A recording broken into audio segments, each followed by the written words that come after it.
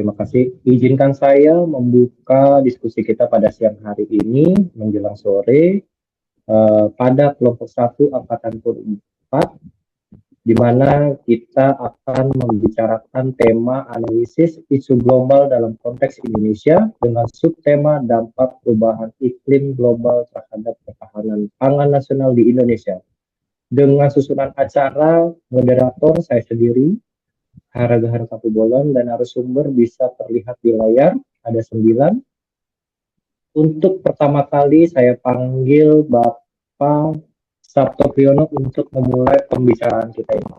Waktu dan tempat dipersilakan. Terima kasih Bapak Hara sebagai moderator. Langsung saja, pada kesempatan kali ini kami dari kelompok 1 Angkatan 44 akan mendiskusikan analisis isu global dalam konteks Indonesia, dampak perubahan iklim global terhadap ketahanan pangan nasional di Indonesia. Dari isu tersebut, kami mengerucutkan kepada tiga isu prioritas yang nantinya akan diturunkan ke dalam satu isu prioritas. Tiga isu tersebut diantaranya adalah pertama, dampak perubahan iklim terhadap ketahanan pangan nasional. Seperti kita ketahui bahwasanya di Indonesia masih mengandalkan iklim sebagai hal dalam kegiatan bertani dan bercocok tanam. Yang kedua adalah krisis energi global dan ketergantungan terhadap energi fosil. Seperti kita ketahui, dunia saat ini sedang marak menggaungkan bagaimana menghasilkan energi keterbaruan. Namun pada kenyataannya masih banyak energi fosil yang digunakan sebagai energi utama. Yang ketiga adalah ancaman keamanan cyber dan kebocoran data digital. Dari tiga isu ini, kami sepakat kelompok 1 mengambil isu pertama yaitu dampak perubahan iklim terhadap ketahanan pangan nasional. Seperti kita ketahui lagi, bahwasanya perubahan iklim menghasilkan dampak yang luar biasa dalam kehidupan sosial, ekonomi hingga kepada alam itu sendiri. Di antaranya adalah kenaikan suhu global, pola hujan tidak menentu, kekeringan, banjir, cuaca ekstrim, hingga kenaikan permukaan laut. Hal ini saat ini dirasakan oleh setiap manusia yang ada di bumi, tanpa terkecuali di Indonesia. Dari ketahanan pangan tersebut di Indonesia sendiri tidak hanya berkaitan dengan ketersediaan pangan, namun juga mencakup kepada akses masyarakat terhadap pangan itu sendiri, stabilitas distribusi pangan, kualitas dan keamanan pangan yang bisa dan dapat untuk dikonsumsi, keberlanjutan sistem jangka panjang.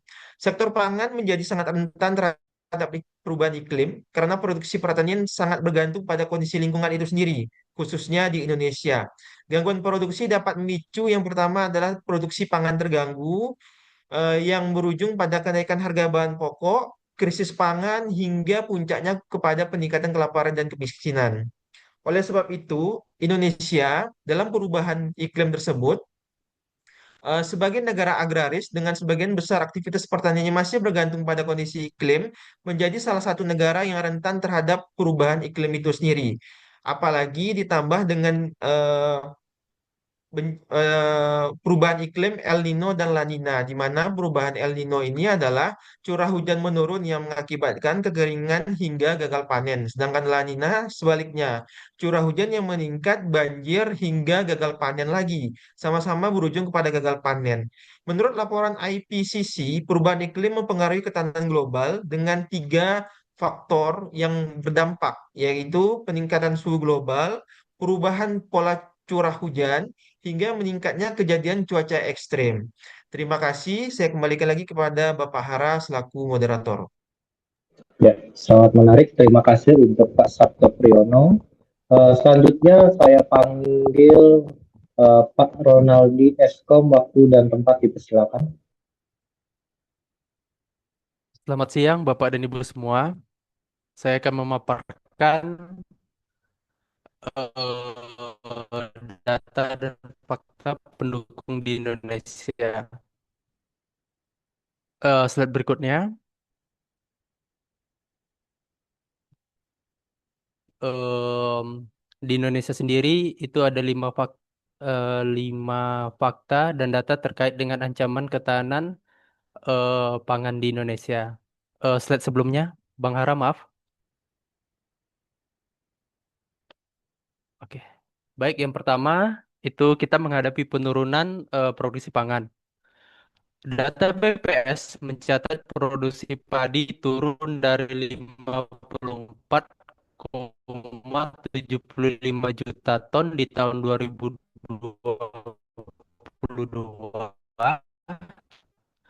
menjadi 53,98 juta ton di tahun 2023. 77 juta ton. Hasil slide berikutnya. Eh, maaf moderator, slide berikutnya. Oke. Baik, yang kedua yaitu terjadi peningkatan lahan kosong. Kekeringan ekstrim telah mengganggu siklus hidup tanaman kita. Akibatnya hasil panen anjlok secara drastis. Slide berikutnya.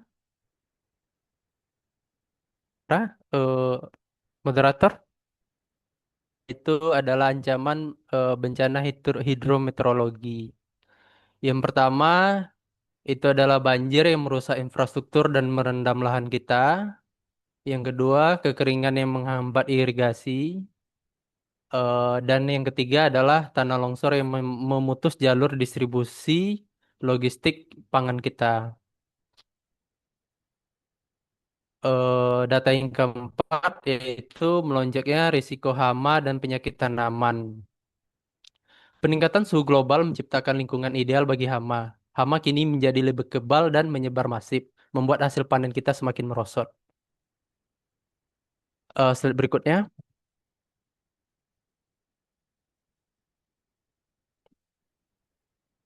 Halo, Bang Ara, slide berikutnya.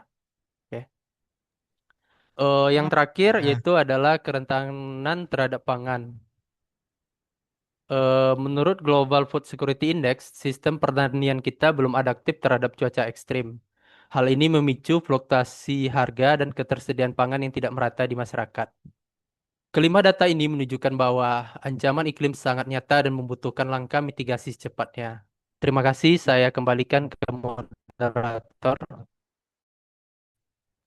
Oke, sangat menarik. Terima kasih untuk Bapak Renaldi Eskom.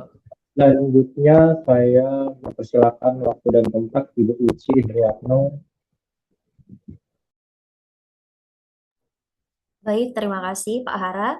Izin menjelaskan terkait teknik analisis APKL yang kami gunakan untuk menetapkan isu dampak perubahan iklim terhadap ketahanan pangan nasional sebagai isu prioritas yang kami pilih.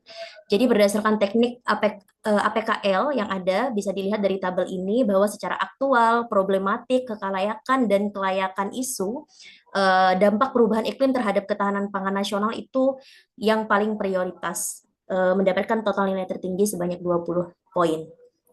Next.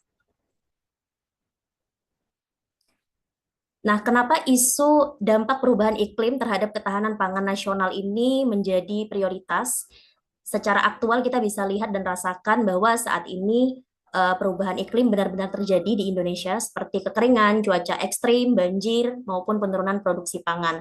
Kemudian terkait kekalayakan menyangkut kebutuhan dasar seluruh rakyat atau masyarakat Indonesia, karena pangan ini merupakan kebutuhan primer, jadi ketika kebutuhan pangan terganggu, tentu seluruh sektor kehidupan juga ikut terdampak.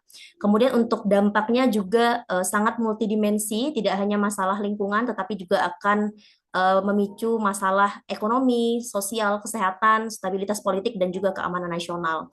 Kemudian juga berpotensi untuk menimbulkan krisis pangan, inflasi tinggi, peningkatan kemiskinan, kerawanan sosial, ketergantungan impor, dan penurunan ketahanan nasional. Untuk jangka panjang, untuk dampaknya sendiri ini ada dampak jangka panjang dan sangat sistemik. Jadi kerusakan iklim ini sebenarnya tidak dapat dipulihkan secara cepat dan akan terus berpengaruh sampai sekarang. Jadi isu ini harus ditangani dari sekarang. Mungkin itu dari saya kembalikan ke moderator.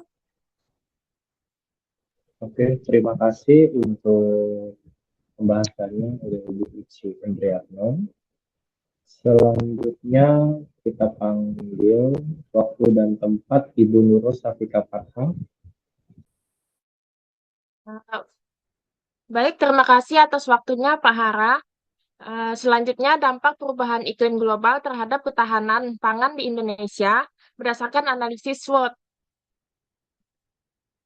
Ketahanan pangan mencakup ketersediaan, akses, pemanfaatan, dan stabilitas pangan.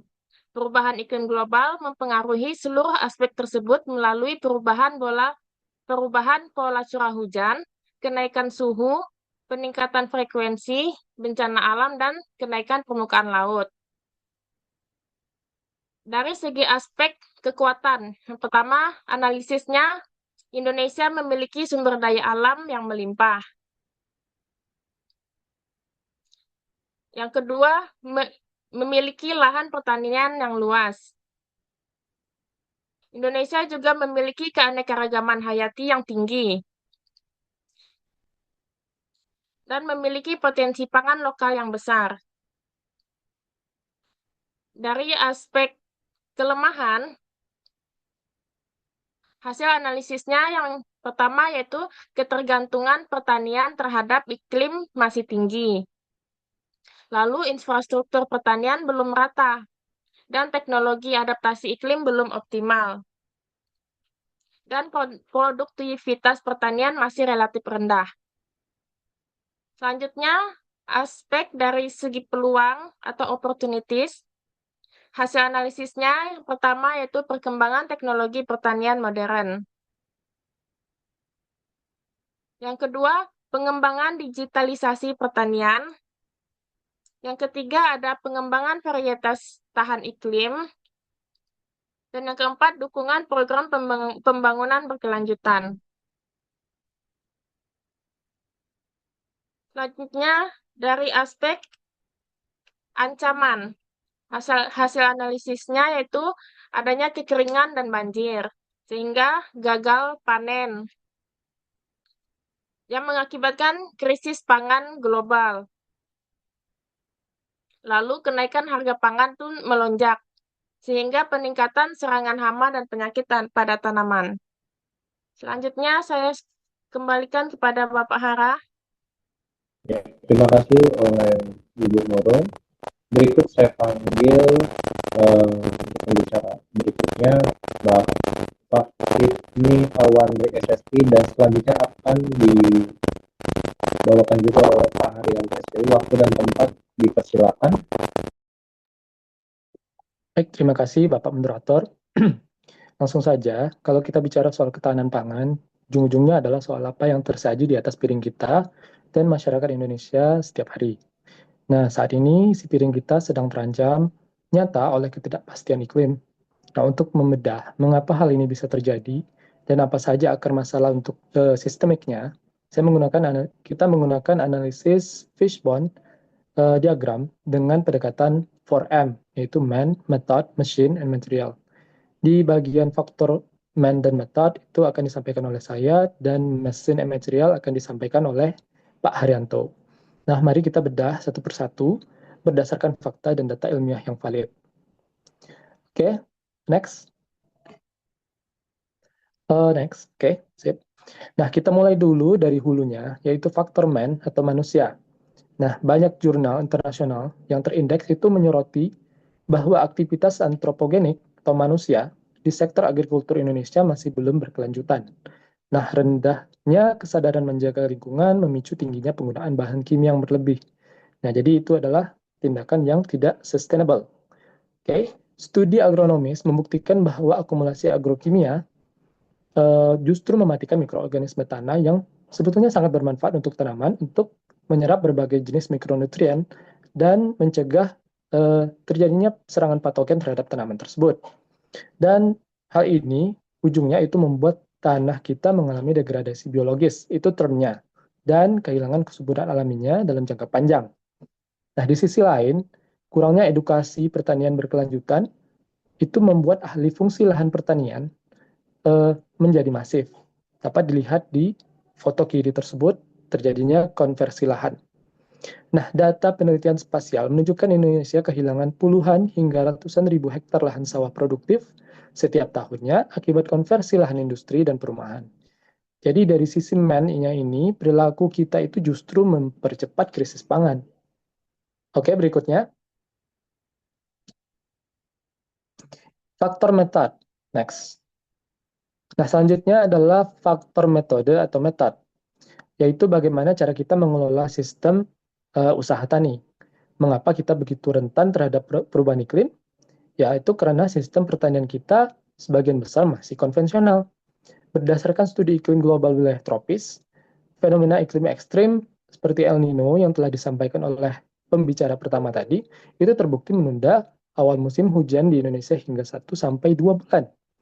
Dengan metode konvensional yang sangat bergantung pada kalender cuaca tradisional, penundaan ini langsung saja memicu risiko kegagalan tanam secara massal. Ditambah lagi pengelolaan irigasi kita itu belum optimal. Berbagai riset teknis mencatat hampir 40 hingga 50% infrastruktur irigasi di tingkat tersier mengalami kerusakan fisik atau tidak berfungsi secara maksimal saat kemarau. Dapat dilihat di tayangan tersebut di sebelah kiri juga. Nah, akibat adaptasi perubahan iklim yang belum maksimal ini, serta distribusi pangan yang belum efisien, rantai pasok domestik kita menjadi sangat rapuh saat cuaca ekstrim melanda. Jadi kita itu kurang resilience jadinya. Oke, untuk faktor berikutnya itu akan disampaikan oleh Pak Haryanto. Terima kasih atas kesempatannya. Saya lanjutkan dengan Pak Haryanto. Terima kasih. Baik, terima kasih Pak Moderator dan Pak Ibni. Saya akan mempresentasikan terkait kategori mesin dan kategori material. Pada kategori mesin, kami mengidentifikasi ada 3 aspek yang menjadi akar penyebab dari isu ini, yaitu infrastruktur pertanian yang terbatas. Selanjutnya juga mesin, dapat kita lihat bahwa gambar kiri dan kanan atas menunjukkan bahwa belum maksimalnya terkait sistem teknologi, ada otomatisasi dan juga panel surya yang belum dimanfaatkan secara maksimal dan belum ditransfer ke daerah-daerah pemanfaatannya. Next.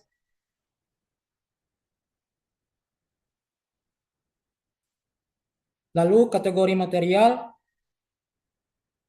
Next. Next. Pada kategori material ditandai oleh adanya laporan studi oleh IPCC menunjukkan bahwa keterbatasan material maupun alat-alat bahan terkait pertanian ini berpengaruh terhadap ketahanan pangan dan pertanian di regional Asia Tenggara. Di Kamboja menunjukkan komoditas beras diproyeksikan pada 2080 akan menurun tingkat panennya sebesar 45%. Sekian, terima kasih. Saya kembalikan ke Pak Moderator.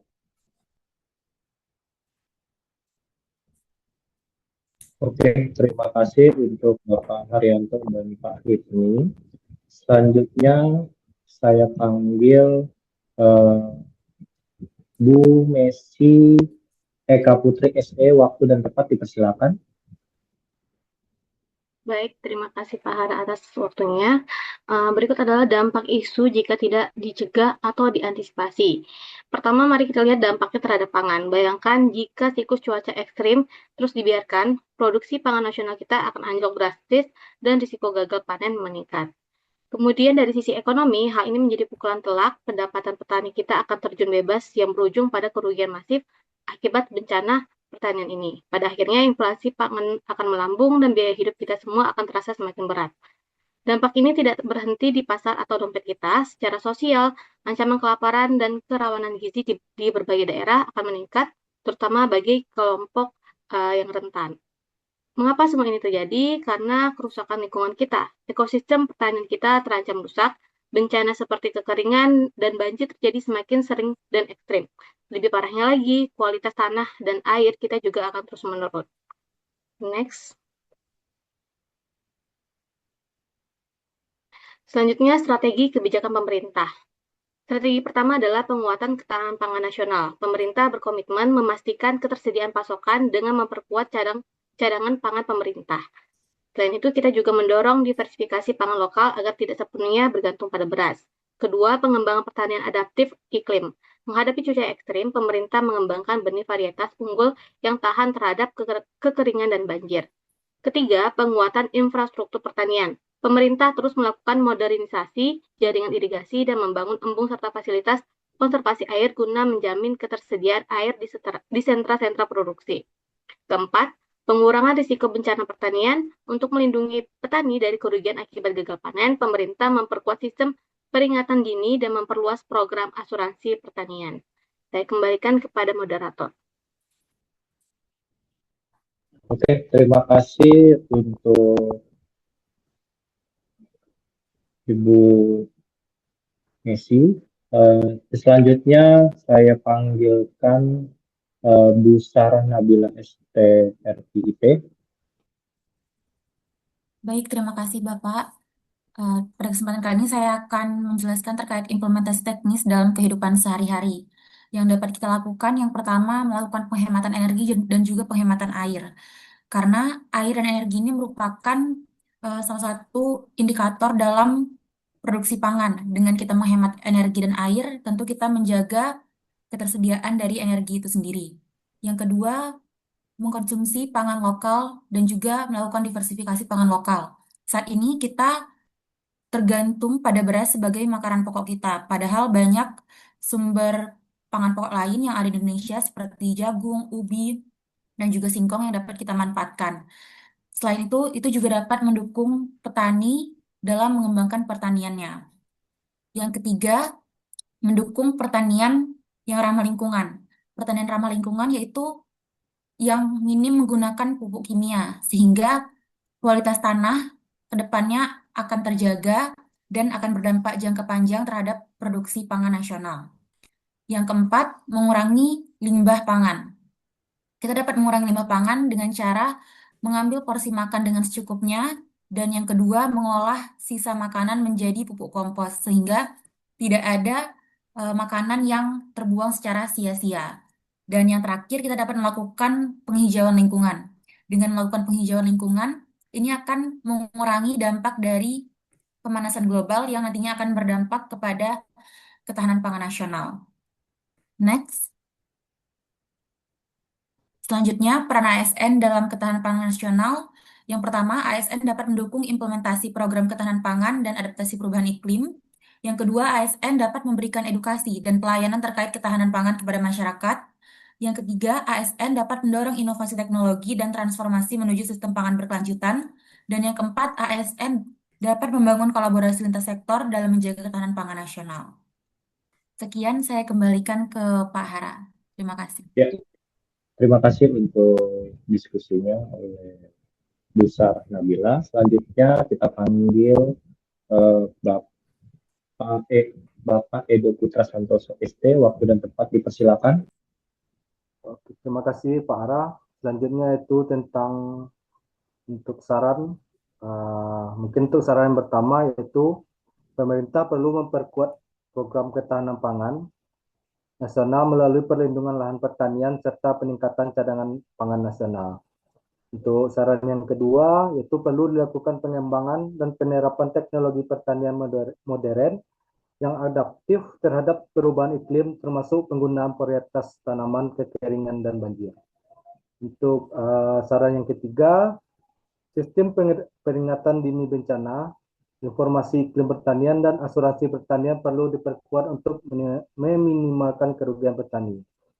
Yang keempat yaitu ASN sebagai pelaksana kebijakan, pelayan publik, agen perubahan dan perekat bangsa harus berperan aktif dalam mengedukasi masyarakat serta mendorong inovasi dan kolaborasi lintas sektor untuk mewujudkan ketahanan pangan yang berkeberlanjutan. Untuk yang terakhir yaitu kesimpulan, perubahan iklim merupakan isu global yang memberikan dampak nyata terhadap ketahanan pangan nasional di Indonesia. Perubahan pola curah hujan, peningkatan suhu, kekeringan, banjir, serta berbagai cuaca ekstrim telah menyebabkan penurunan produktivitas pertanian, meningkatnya risiko gagal panen dan terganggunya stabilitas pasokan pangan. Data menunjukkan bahwa produksi pangan nasional sangat dipengaruhi oleh kondisi iklim, sehingga ketahanan pangan menjadi semakin rentan terhadap perubahan lingkungan. Berdasarkan analisa APKL, SWOT, dan Fishbone Diagram, isu perubahan iklim terhadap ketahanan pangan merupakan isu yang aktual, problematik, menyangkut kepentingan masyarakat luas, serta layak menjadi prioritas penanganan pemerintah. Indonesia memiliki potensi besar berupa sumber daya alam, lahan pertanian, dan keanekaragaman hayati, namun masih menghadapi berbagai tantangan seperti ketergantungan sektor pertanian terhadap iklim, keterbatasan infrastruktur, dan rendahnya penerapan teknologi adaptasi iklim. Oleh karena itu, diperlukan upaya bersama antara pemerintah, masyarakat, dunia usaha, akademisi, dan ASN untuk memperkuat ketahanan pangan melalui pembangunan pertanian yang adaptif terhadap perubahan iklim berkelanjutan dan berbasis inovasi teknologi. Dikembalikan kepada Pak Hara. Terima kasih untuk para narasumber, sangat menarik ya, dari awal, pertengahan, hingga akhir diskusi kita pada sore ini tentang tema kita pada hari ini. Semoga apa yang kita dapat bisa kita laksanakan. Itu saja. Sekian dari saya. Terima kasih. Terima kasih, Pak.